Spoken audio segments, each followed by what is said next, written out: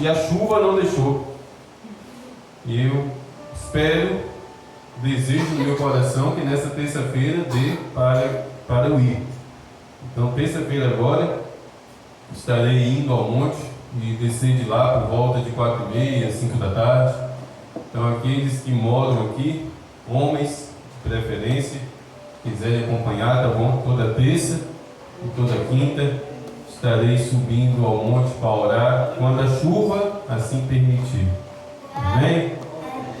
Precisamos orar, meus irmãos, precisamos orar. Daniel falou aqui a respeito de limpeza, né, de purificação.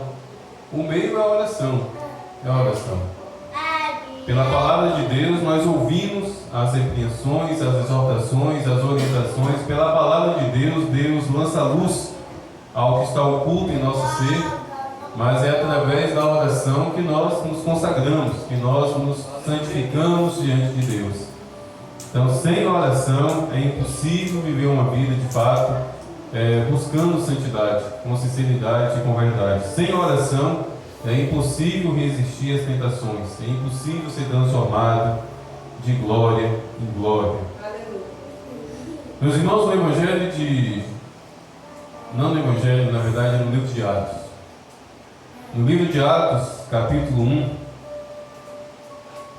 do versículo 9 até o versículo 11, encontramos o seguinte texto. Atos, capítulo 1, do versículo 9 até o 11. Depois de ter dito isto, Jesus foi elevado às alturas à vista deles, e uma nuvem o encobriu dos seus olhos. E estando eles, ou seja, os discípulos e uma pequena multidão ali reunida, estando eles com os olhos fixos no céu, enquanto Jesus subia, eis que 2 homens vestidos de branco, 2 anjos, se puseram ao lado deles e lhes disseram: Homens da Galileia, por que vocês estão olhando para as alturas? Esse Jesus que foi levado do meio de vocês para o céu, virá do modo como vocês o viram subir. Amém? Meus irmãos, o cristianismo tem como base a volta de Cristo. Não existiria esperança para nós cristãos se não existisse a esperança da volta de Cristo. O apóstolo Paulo certa vez bem disse que se a nossa esperança limitasse às coisas desse mundo, seríamos os piores dos miseráveis. Mas a nossa esperança não se limita a este mundo, a nossa existência nesse mundo. A nossa esperança, meus irmãos, é a volta de Cristo. Aleluia. E sabemos que a volta de Cristo se dará para levar todo homem, toda mulher, que por meio do sangue que Ele derramou ali na cruz, fez uma aliança. A volta de Cristo não vai ser apenas para todo mundo ficar filmando e tirando foto quando Ele surgir nas alturas, aquela visão gloriosa. E acredite, tem gente que vai fazer isso. Tem gente que vai fazer selfie com a volta de Cristo. E por quê? Porque ficarão. Quem ficava vai fazer selfie. Quem ficava vai tirar foto. Quem ficava vai ficar só filmando. Mas os lavados e os remidos pelo sangue do Cordeiro, no dia da volta de Cristo, serão arrebatados e terão um encontro maravilhoso com Ele nas alturas. Mas, meus irmãos, uma coisa eu percebo. A igreja não está esperando Jesus Cristo voltar, não. A igreja não está tendo esperança pela volta de Cristo.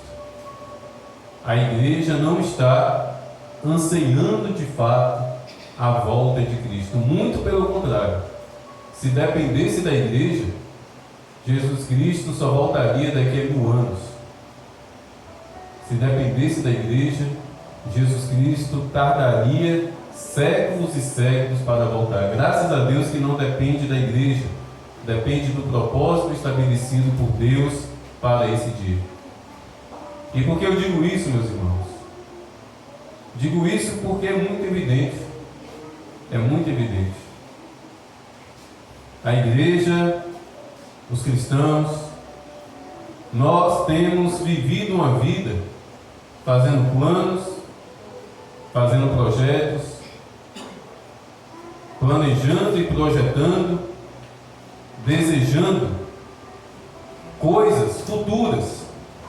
Estamos ainda no mês de abril, não é isso? Estamos no mês de abril, nem chegou a metade do ano, e pode ter certeza, muitos são os cristãos que já estão com o coração lá no mês de dezembro, onde vai fazer aquela viagem de férias, passar uma semana na praia. E não há nada de errado, absolutamente não há nada de errado em fazer planos, em fazer projetos. Mas o problema é que planos e projetos têm sido feitos e tem sido ignorado o plano e o projeto de Deus para a volta de Cristo. Muitos são os pastores que fazem planos futuros. No mês tal, nós vamos fazer uma festividade dos varões, uma festividade dos senhores. Daqui a 3, 4, 5 meses, a igreja se mobiliza, a cantina é aberta, rifas são feitas para arrecadar dinheiro. As irmãzinhas do ciclo de oração começam a juntar moeda para comprar o fardamento. Os varões também começam a juntar uma moedinha para fazer o fardamento. O cofre da igreja é aberto para ornamentar a igreja, e acredite, são milhares e milhares de reais. Mas e por que a respeito da volta de Cristo?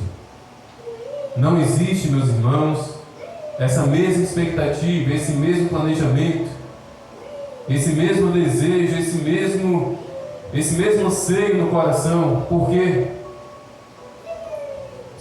Alisson, você briga com o Natanael, mas distrai os irmãos aí atrás também. Aqui, meus irmãos, nós congregamos em uma igreja que é alugada. E pode ter certeza, há no meu coração, é claro, o desejo de ter uma sede própria. Mas de vez em quando eu paro para pensar: do que adianta projetar, do que adianta organizar, do que adianta fazer toda uma mobilização para comprar um terreno, para construir ou para comprar um ponto, e antes disso Jesus Cristo voltar? E eu tenho observado isso. Nós estamos nos perdendo nos nossos projetos, nos nossos planos, nos nossos desejos. Nós estamos, meus irmãos, nos perdendo naquilo que é somente deste mundo. Ter uma sede própria é importante. Parar de pagar o aluguel vai ser maravilhoso, e que Deus nos ajude a ter uma sede própria futuramente, mas que isso não venha a ser o maior foco no meu coração como pastor, no coração da igreja em geral. Meus irmãos, nós temos que dormir e acordar desejando a volta de Cristo. Aleluia. Nós temos que dormir e acordar ansiando a volta de Cristo. Ele prometeu, Ele vai cumprir, a palavra de Deus prometeu e vai cumprir. Jesus Cristo vai voltar, e nós precisamos ter essa esperança com alegria. É bom receber uma bênção do Senhor? É bom ver o agir de Deus? Mas, meus irmãos, a alegria, a felicidade do crente consiste nessa promessa: Jesus Cristo está voltando, e eu vou ao encontro dele. E sabe, outro detalhe que mostra, que fica bem claro, outro detalhe que deixa bem evidente que a igreja não está esperando a volta de Cristo com alegria, é porque qualquer coisa deixa a igreja triste. Qualquer coisa deixa o crente abatido. Qualquer coisa deixa o crente desanimado. Meus irmãos, a esperança da volta de Cristo não deve ser menor, não deve ser pequena em nosso coração a ponto de tristeza, de desânimo, de decepções, de tribulações, de enfermidade. Não pode. Em nosso coração precisa estar ali queimando essa esperança, esse desejo, essa alegria de que Jesus Cristo está voltando, e Ele está voltando, meus irmãos. Poucos são os detalhes proféticos que faltam acontecer para a volta de Cristo. O Evangelho está sendo pregado em toda a terra. Nesse exato momento, meus irmãos, existem quase 2,5 bilhões de cristãos no mundo. Quase 2,5 bilhões é muita gente. Inúmeros são os evangelistas e missionários que estão no campo, que estão na selva, literalmente, que estão em lugares onde não tem igreja, indo lá e pregando o Evangelho. O Evangelho está sendo pregado em toda a terra. E Jesus Cristo disse que antes da volta dele, isso iria acontecer. O Evangelho seria pregado em toda a terra, e está acontecendo. Quer de forma presencial, quer através das redes sociais, da televisão, do rádio, enfim, o Evangelho está sendo pregado. Praticamente toda a população mundial está ouvindo falar de Jesus. Existe uma ilha isolada, fica ali próxima à Índia.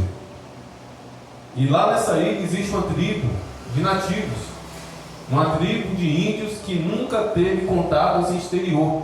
Eles estão isolados nessa ilha e durante muitos anos tentaram contato com eles, até para ajudá-los com medicação, para ver se eles precisavam de alguma coisa.